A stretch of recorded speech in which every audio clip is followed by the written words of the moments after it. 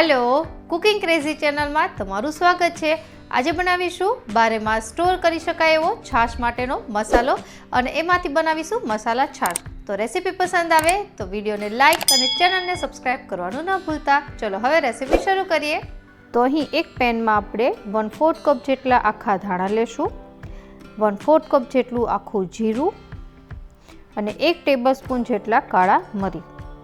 हवे आपणे गैसनी फ्लेम जे मीडियम करी आ त्रणेय वस्तुने शेकवानी छे। अहीं मीडियम गैसनी फ्लेम पर आपणे आ बधी वस्तुने 7 થી 8 मिनिट माटे शेकी लेशुं।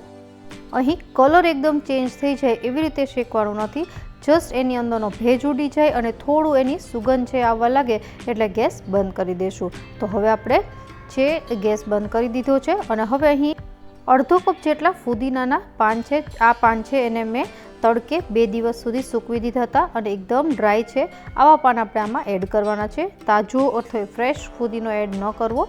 हवे एने मिक्स करी लेशुं। आ पान छे एने तमे तड़के सूकवी अने 12 मास स्टोर पण करी शको छो। तो हवे आपणे आ बधी वस्तुने एक प्लेटमां काढी लेशुं अने ए ठंडू थाय त्यां सुधीमां हमेशा आमां नाखवा माटे जे आपणे मीठुं यूज करीए छीए एने शेकी लेशुं। तो अहीं मैं जे पेन गरम हतुं ए पेनमां ज 1/4 कप जेटलुं मीठुं नाखी दीधुं छे अने अहीं गैस चालू नहीं करवानो, जस्ट आपणे 2 થી 3 मिनिट माटे ज मीठुं शेकवानुं छे। तो हवे एने काढी लेशुं अने ए ज गरम पेनमां आपणे 1/4 कप जेटलुं संचळ, अहीं संचळ छे ए तमे जोई शको छो थोडुं गांठावाळुं एटले के भेजवाळुं छे। तो एने पण आपणे आ ज गरम पेनमां शेकी लेवानुं छे। अहीं गैस मैं चालू नहीं कर्यो, ऑलरेडी पेन खूब ज गरम होय छे एटला माटे एमां मीठुं अने संचळ बंने सारी रीते शेकाई जशे। तो आ शेकाई गयुं छे संचळ। हवे आपणे एक प्लेट लेशुं जेमां आवी रीते गळणी राखी अने संचळने आपणे चाળી लेवानुं छे।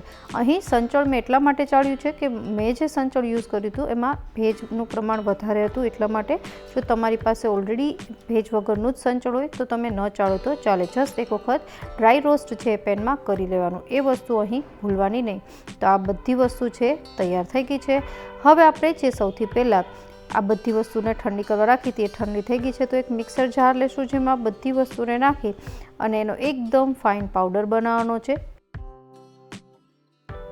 तो पाउडर छे बनीने तैयार है। हवे आपणे आ पाउडर ने एक वखत चाળી लेशुं, जेनाथी थोड़ा जे मोटा धाणा के जे वस्तु सारी रीते पीसाई नथी ए वस्तु छे निकળી जाए। तो गळणी छे राखी अने आवी रीते चाળી लेवानो अने त्यारबाद हवे आप तो 1/4 कप जेटलुं मीठुं अने 1/4 कप जेटलुं संचळ एड करी देवानुं अने छेल्ले 1 टेबलस्पून जेटली हींग एड करवानी अने बधी वस्तुने सारी रीते मिक्स करी लेवानुं। तो आपणो आ छाशनो मसालो तैयार छे।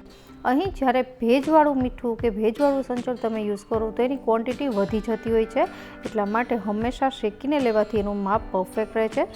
અને આમ પણ જ્યારે 12 માસ છે વસ્તુ સ્ટોર કરતા હોય તો એમાં ભેજનું પ્રમાણ બિલકુલ ન હોવું જોઈએ। હવે આવી કોઈ પણ કાચની બોટલમાં છાશનો મસાલો છે ભરીને તમે ગમે ત્યારે યુઝ કરી શકો છો। હવે આપણે બનાવીશું આમાંથી મસાલા છાશ।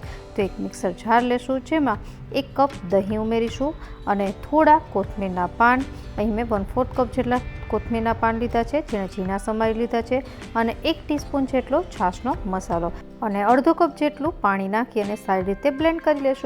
ઘણા લોકો લીલું મરચું અને ફુદીનો નાખતા હોય છે, પણ આપણે કાળા મરી અને ફુદીનો ઓલરેડી મસાલામાં નાખ્યો છે એટલે એની કોઈ જરૂર નથી। તો સારી રીતે મિક્સ થઈને આપણી આ મસાલા છાશ તૈયાર છે।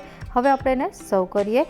ઉનાળા દરમિયાન ઠંડક આપતી આ મસાલા છાશ છે એની રેસીપી એક વખત ઘરે તમે જરૂરથી ટ્રાય કરજો અને તમારો અભિપ્રાય કમેન્ટ બોક્સમાં જણાવજો કે તમને આ રેસીપી કેવી લાગી। મળીએ નવી રેસીપી સાથે, ત્યાં સુધી બાય બાય।